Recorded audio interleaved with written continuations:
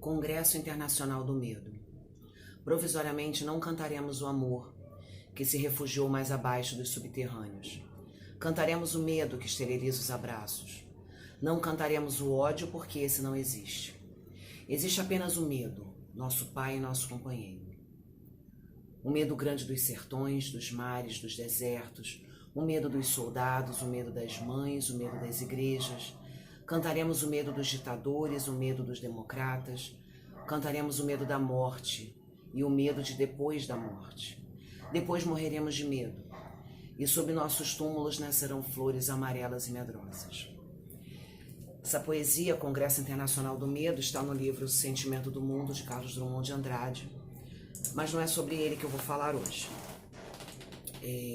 Eu estava relendo Ondiak, que é esse livro aqui, Bom Dia, Camaradas, e ontem, dia 19 de maio de 2020, eu não sei vocês, mas eu fiquei profundamente mexida e sensível e chateada e revoltada com a morte de um menino de 14 anos chamado João Pedro.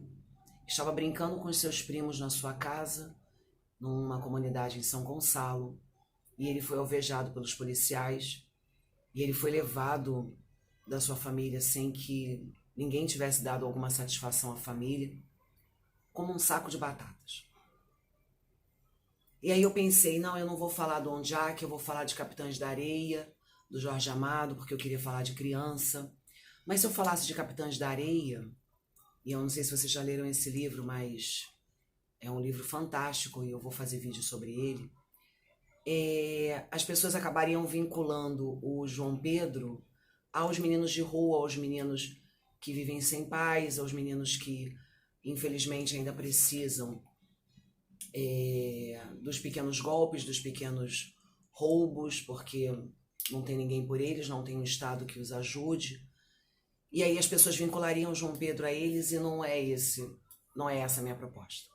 Então eu falei, bom, eu vou falar mesmo sobre o Ondiak, Bom Dia, Camaradas, e porque justamente esse menino que narra a história, né, o Ondialo, que muito provavelmente eu não cheguei a averiguar se isso é real, mas muito provavelmente é uma escrevivência, né, para usar as palavras da Conceição Evaristo, né, quando você escreve a respeito da sua vivência, é uma escrevivência do Ondiak, esse autor angolano, nascido em Luanda em 1977, ganhou vários prêmios aqui no Brasil, ganhou o prêmio da Fundação Nacional do Livro Infanto Juvenil em 2009, ganhou o Jabuti em 2010, ganhou o prêmio José Saramago de Portugal em 2013, publicou inúmeros livros, publicou alguns livros infantis, dentre eles Inari, A Menina das Cinco Tranças e O Voo do Golfinho.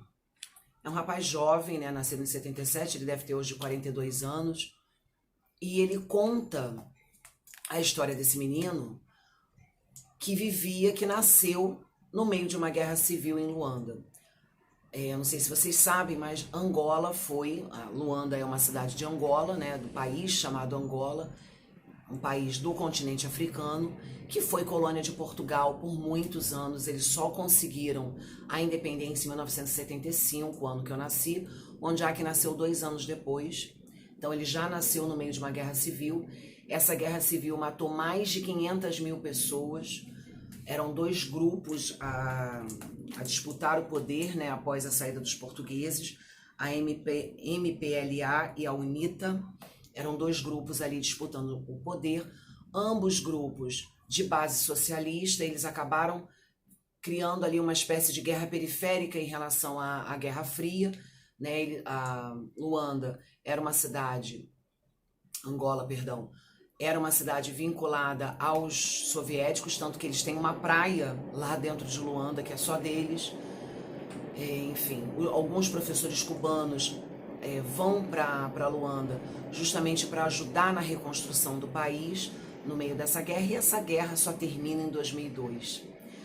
Como não pensar em Luanda fazendo uma relação com o que a gente vive aqui no Brasil, que a gente vive principalmente nas grandes cidades, Rio, São Paulo, outras cidades também, né, Minas Gerais também tem, Todas as cidades vivem isso, mas como eu sou do Rio de Janeiro, então eu posso falar da minha realidade, né? É o meu lugar de fala, né? Então, como não falar, como não lembrar dessa guerra civil que nós vivemos hoje, né? Onde muitos inocentes acabam morrendo, inocentes como João Pedro, sem ter sem ter o Estado que deveria protegê-los, né? O Estado sendo o seu principal assassino, se a gente for parar para pensar. Enfim, é uma literatura. A literatura de John Jack é maravilhosa, é uma literatura fácil de ler, ao mesmo tempo densa. Ele traz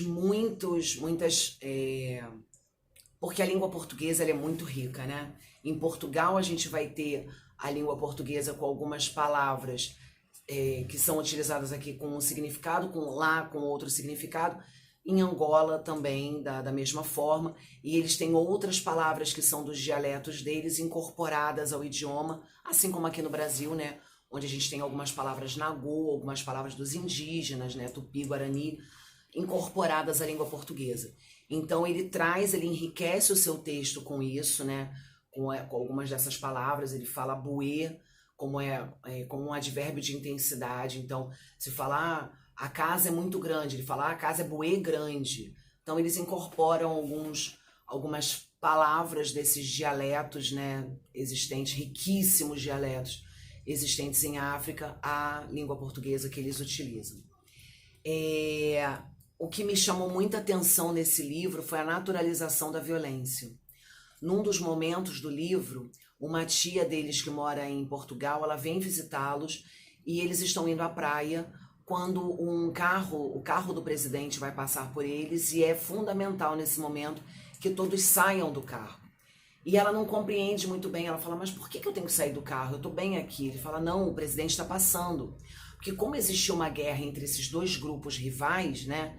Essa guerra civil era exatamente isso, o presidente ele vivia o tempo todo, a todo tempo, temeroso de passar por algum tipo de emboscada, de assassinato, assim, que em algum momento fossem fazer alguma coisa contra a vida dele e contra o governo dele. Então todas as pessoas tinham que sair do carro. Ao mesmo tempo, ele começa a contar para essa tia do que se faz com os ladrões quando eles são pegos. E contando com uma naturalidade, como se aquilo fosse de fato parte do universo infantil, e na verdade a gente sabe que não é. Vamos fazer de novo o paralelo, né, para as crianças que vivem hoje em comunidades do Rio de Janeiro. A violência também é naturalizada para eles. O tempo todo eles veem ou policiais ou bandidos brigando entre si, né, tendo ali choques intermináveis, vendo pessoas inocentes morrendo, vendo pessoas que são bandidos. E aí eu não vou entrar nesse papo de bandido bom e bandido morto, porque eu não concordo com isso. Para mim, bandido bom é bandido preso e pagando pelo que ele fez. Mas, enfim, respeito quem pensa dessa forma. Quantas crianças não vivenciam essa realidade? E aí eu me recordo de quando eu fazia pedagogia, eu fui fazer estágio numa escola no Catumbi, minha educação infantil. E eu conversando com as meninas, né? Os meninos estavam fazendo uma outra atividade e eu estava ali penteando as meninas. A gente tinha tomado banho de mangueira. E eu estava penteando as meninas e uma das meninas começou a me contar sobre o quanto a mãe apanhou do pai por ela ter engravidado do irmão. E ela me contava com naturalidade, como se a violência, que para mim foi tão chocante, na época eu devia ter uns 20 e poucos anos, uns 25, 26 anos, para mim, mulher de 25 anos foi tão chocante, para ela, uma criança de 5, era absolutamente normal. O quanto a gente naturaliza a violência para essas crianças periféricas, na sua grande maioria negras. O quanto a gente naturaliza a morte do negro, o quanto a gente não dá a devida atenção quando uma situação como essa que aconteceu com João Pedro acontece, porque não é na nossa família, porque não é com um conhecido, porque não é com alguém do nosso convívio. E aí a gente naturaliza, a gente não se incomoda mais com barulho de tiro, a gente não se incomoda mais que a polícia sobrevoe uma comunidade atirando para baixo sem saber se vai pegar, em quem vai pegar, se vai matar, se não vai matar. A gente simplesmente naturaliza. É muito esquisito isso. Essa naturalidade com que o Ondialo fala sobre a violência me chocou no livro, mas muito provavelmente é uma vivência que o Ondiak teve, né? E uma vivência que essas crianças também teve. Outro ponto também que eu gostaria de ressaltar, e aí faz com que eu me lembre também de uma postagem que eu vi ontem no Instagram, quando um rapaz botou assim, não utilize o problema do racismo para se autopromover. Seja antirracista na sua vida, no seu cotidiano. E aí um dos professores aqui, um dos professores cubanos, no momento da sua despedida, né, quando chegam as provas finais e ele vai se despedir dos alunos, ele fala, não se esqueçam que qualquer ato de vida é revolucionário. Qualquer ato dentro da escola ou fora dela é um ato político. E eu acho que isso tinha que ficar gravado na nossa geladeira para a gente ler todo dia de manhã. Qualquer ato da nossa vida é político. Qualquer ato da nossa vida deveria ser antirracista. Não basta ser antirracista, né? Acho que foi a Angela Davis que falou isso. Que não basta você não ser racista. Você tem que ser antirracista, né? Você tem que cunhar a tua vida, envolver a tua vida no antirracismo.